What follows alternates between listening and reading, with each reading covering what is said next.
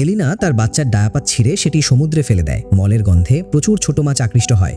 সে তৎক্ষণাৎ বেঁচে থাকার আশা খুঁজে পায়। একটি সুইস আর্মি ছুরি ব্যবহার করে সে একটি অস্থায়ী মাছ ধরার সরঞ্জাম তৈরি করলো, কিন্তু অনেক চেষ্টা করার পর সে একটিও মাছ ধরতে পারল না। ক্লান্ত ও ক্ষুধার্ত হয়ে সে শিপিং কন্টেনারের ওপর ধপ করে লুটিয়ে পড়ল। ঠিক যখন সে হাল ছেড়ে দিতে যাচ্ছিল তখনই একটি বিমান তার মাথার ওপর দিয়ে উড়ে যাচ্ছিল। তার মনে আবার আশা জাগলো এবং সে দ্রুত কন্টেনারে ফিরে এলো। একটি আয়না ভাঙলো, তারপর কন্টেনারের ওপর উঠে সে আয়না দিয়ে সূর্যের আলো প্রতিফলিত করে বিমানের দৃষ্টি আকর্ষণের চেষ্টা করলো, কিন্তু বিমানটি দ্রুত অদৃশ্য হয়ে গেল। এরপর মাটিতে পড়ে থাকা জট পাকানো ইয়ারফোনের তার দেখে হঠাৎ তার মাথায় একটি বুদ্ধি এলো। সে সেই তারগুলো দিয়ে একটি মাছ ধরার জাল বুনল। পরের দিন সকালে সে জালটি সমুদ্রে নামালো এবং তার উপর বাচ্চার ডায়াপারটি রাখলো। তীব্র গন্ধে মাছ দ্রুত জালের দিকে ছুটে এলো। সুযোগ বুঝে সে তাড়াতাড়ি জালটি টেনে তুলল। কয়েকদিন খাবার ছাড়া থাকার পর অবশেষে সে পেট ভরে খাবার পেল। এই পদ্ধতি ক্ষুধার ঝুঁকি দূর করলো এবং তাকে বেঁচে থাকার আত্মবিশ্বাস দিল।